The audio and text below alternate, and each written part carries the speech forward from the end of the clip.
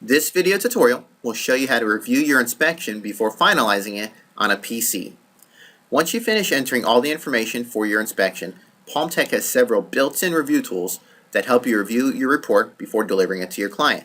These review tools include completeness check, edit checks, summary review, spell check, and print preview, which allows you to see the final report.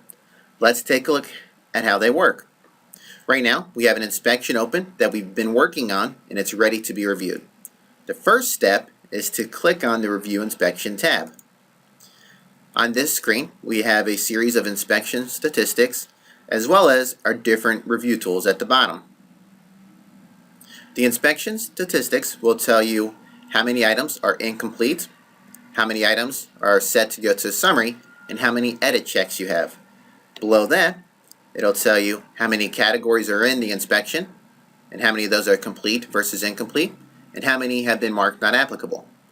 You also get a total of the number of lines, how many are complete versus incomplete, and then how many of those were marked not applicable. And finally, it'll tell you how many pictures are part of this inspection. Now, let's go ahead and move on to completeness check, and to do this, we'll click on the completeness check button. When we click on it, we see that we have 3 items here on the right that have not been filled out. The storm windows in the exterior category, the pantry in the kitchen, and then the closet and the laundry room area. Let's take care of the storm windows first. And to do this, we'll simply double click on it.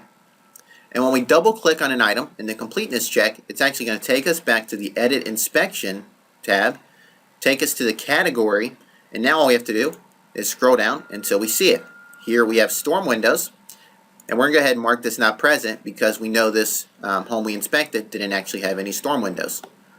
Let's go back to Review Inspection. Next we have Pantry, so we'll double click on that. We're going to go ahead and mark this not applicable. And then finally we have the Closet and Laundry Room area, which will also mark not applicable. And when we go back, you'll notice that as we took care of each item, it was removed from the list, and of course at this point all the items have been filled out and we're ready to move on to edit checks.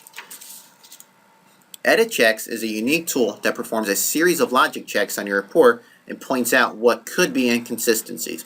Oftentimes the items in edit checks have been filled out properly, and it's okay if you do have items that show up here and you don't necessarily have to do anything about them.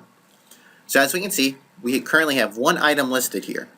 And the edit check says that the floor drain in the basement was marked not inspected, but has data entered on it.